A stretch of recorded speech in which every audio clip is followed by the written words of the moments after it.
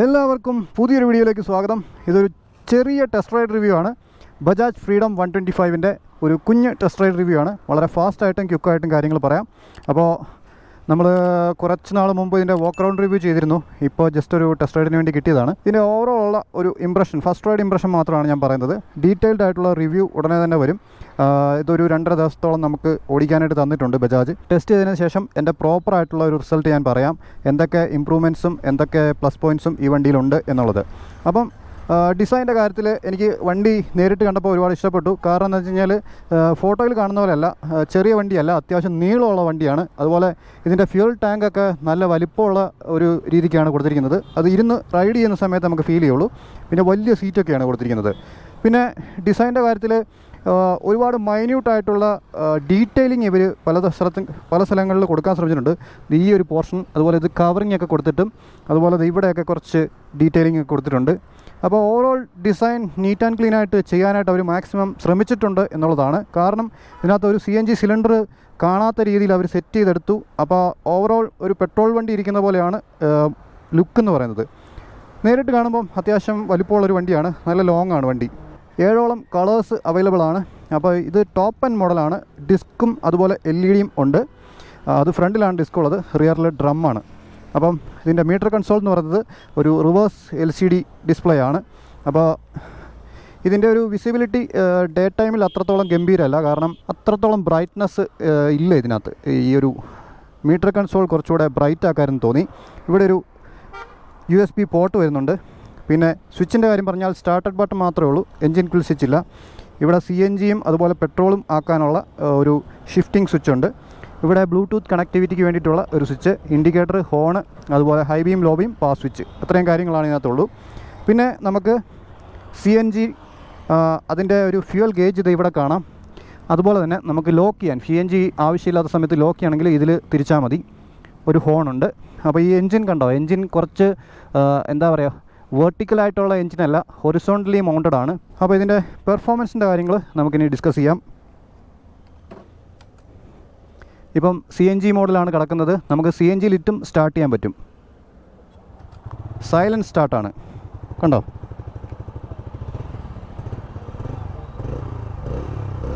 ഇത് CNGയിലുള്ള ഒരു സൗണ്ടാണ്. ഇനി നമുക്ക് പെട്രോളിലുള്ള സൗണ്ട് കേട്ട് നോക്കാം. പെട്രോളിലുള്ളത് കുറച്ച് ഷാർപ്പാണ്, CNG കുറച്ചുകൂടെ സോഫ്റ്റാണ്.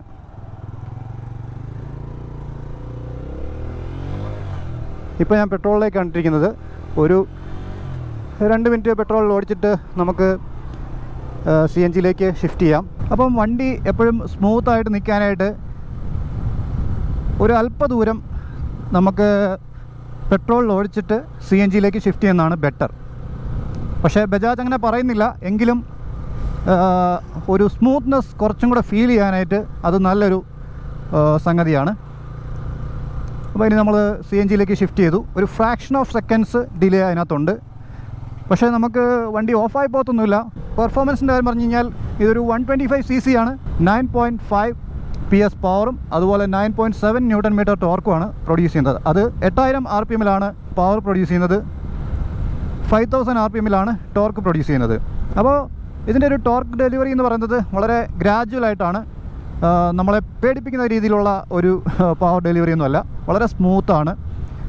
വണ്ടി ഓടി സ്പീഡ് കയറുന്ന തരത്തിലുള്ള ഒരു എൻജിൻ കോൺഫിഗറേഷനാണ് ഇതിനകത്ത് ചെയ്തിരിക്കുന്നത്. അപ്പം CNGയുടെ പൊതുവേ ഉള്ള ഒരു പ്രത്യേകത എന്ന് പറയുന്നത്, നിങ്ങൾക്കറിയാമല്ലോ, കാറുകളൊക്കെ യൂസ് ചെയ്തിട്ടുണ്ടെങ്കിൽ നിങ്ങൾക്ക് മനസ്സിലാവും, ചെറിയൊരു പവർ ലാഗ് നമുക്ക് ഫീൽ ചെയ്യും. പക്ഷേ അത് അത്ര കുറവെന്ന് എനിക്ക് തോന്നിയില്ല. ഒരു ഡീസൻറ്റ് പവർ നമുക്ക് കിട്ടുന്നുണ്ട്. അതായത് നമുക്കിപ്പോൾ ഒരു 125cc പെട്രോൾ എഞ്ചിൻ ഓടിക്കുമ്പം എന്ത് പവർ തോന്നുന്നോ അതിൽ നിന്നും ഒരു പൊടിക്കുള്ള വ്യത്യാസമേ ഉള്ളൂ.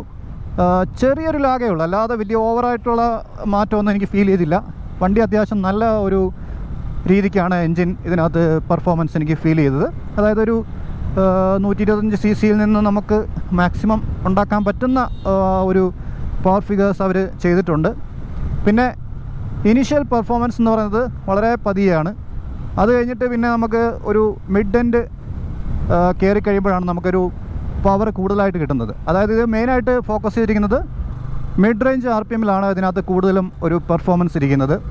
ടോപ്പ് എൻഡ് ഒരു കമ്മ്യൂട്ടർ ബൈക്കിനെ സംബന്ധിച്ച് നമ്മളത് പ്രതീക്ഷിക്കേണ്ട. എങ്കിലും ഇത് ഒരു 100+ ഒക്കെ സിമ്പിളായിട്ട് പോകും. ഡെയിലി കമ്മ്യൂട്ടിന് വേണ്ടി മാത്രമായിട്ട് ബിൽഡ് ചെയ്തിരിക്കുന്ന ഒരു വണ്ടിയാണ്. അപ്പോൾ അതുകൊണ്ട് തന്നെ നമുക്ക് ഈസി ആയിട്ട് കൂടുതൽ ദൂരം അല്ലെങ്കിൽ കൂടുതലായിട്ട് നിങ്ങൾക്ക് ഡെയിലി വണ്ടി ഓടിക്കേണ്ടതുണ്ട്. മൈലേജ് കൂടുതലായിട്ട് നിങ്ങൾ ശ്രദ്ധിക്കുന്നുണ്ടെങ്കിൽ ഈ വണ്ടി നിങ്ങൾക്ക് യൂസ്ഫുള്ളാണ്. അപ്പോൾ മൈലേജിൻ്റെ കാര്യം പറഞ്ഞു കഴിഞ്ഞാൽ ഓവറോൾ ബജാജ് ക്ലെയിം ചെയ്യുന്നത് 330 റേഞ്ചാണ്, അതായത് പെട്രോളും ഈ CNG കൂടെ ചേർത്തിട്ട്. പക്ഷേ അത്രയൊന്നും പ്രതീക്ഷിക്കേണ്ട, എങ്കിലും ഒരു 300 അടുത്ത് കിട്ടുമെന്ന് വിചാരിക്കുന്നു. 2 ലിറ്റർ പെട്രോൾ ഇതിനകത്ത് ഒഴിക്കാൻ പറ്റും. അതുപോലെ തന്നെ 2 കിലോ CNG ടാങ്കാണ് കൊടുത്തിരിക്കുന്നത്. അപ്പം മൈലേജിൻ്റെ എക്സാക്റ്റ് ഡീറ്റെയിൽസൊക്കെ ഇതിൻ്റെ ഡീറ്റെയിൽഡ് റൈഡ് റിവ്യൂവിൽ ഞാൻ പറയുന്നതായിരിക്കും. പിന്നെ വണ്ടി ഹാൻഡിൽ ചെയ്യാനൊക്കെ വളരെ ഈസിയാണ്, ഒട്ടും നമുക്ക് ഒരു സ്ട്രെസ്സൊന്നുമില്ല. നല്ല റിജിഡാണ്, ട്രെലീസ് ഫ്രെയിം വരുന്നതുകൊണ്ട് നല്ല റിജിഡാണ് ഇതിനകത്ത്. അതുപോലെ തന്നെ വളരെ ലൈറ്ററായിട്ടുള്ള ഒരു വണ്ടിയായിട്ടാണ് എനിക്ക് ഫീൽ ചെയ്തത്.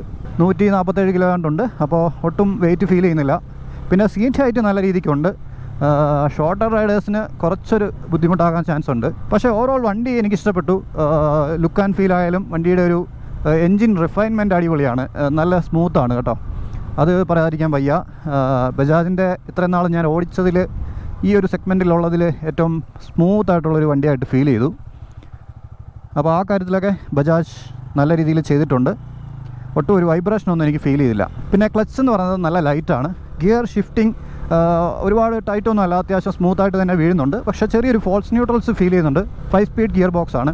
അപ്പോൾ ഓവറോൾ വണ്ടി തെറ്റില്ലാത്ത രീതിക്കുള്ള ഒരു സംഗതി ആയിട്ടാണ് എനിക്ക് ഫീൽ ചെയ്തത്. ഇതിൻ്റെ പ്രൈസ് എന്ന് പറയുന്നത് ബേസ് വേരിയൻറ്റിന് ഒരു 95K ആണ് എക്സ് ഷോറൂം പറയുന്നത്.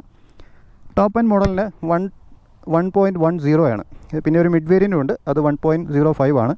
ഓൺ റോഡ് ഏകദേശം ടോപ്പ് എൻഡിന് 1.42 lakhs അടുത്തെങ്ങാണ്ടാണ് വരുന്നത്.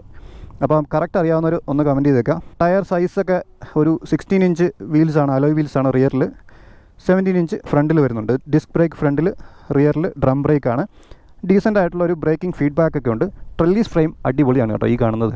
അതുപോലെ തന്നെ ഫ്രണ്ടിലും ട്രെല്ലീസ് ഫ്രെയിമിൻ്റെ ആ ഒരു സെറ്റപ്പ് കാണാൻ പറ്റും. ഓവറോൾ ഫിറ്റ് ആൻഡ് ഫിനിഷൊക്കെ എനിക്ക് കുറച്ച് ബെറ്റർ ആയിട്ട് തോന്നി.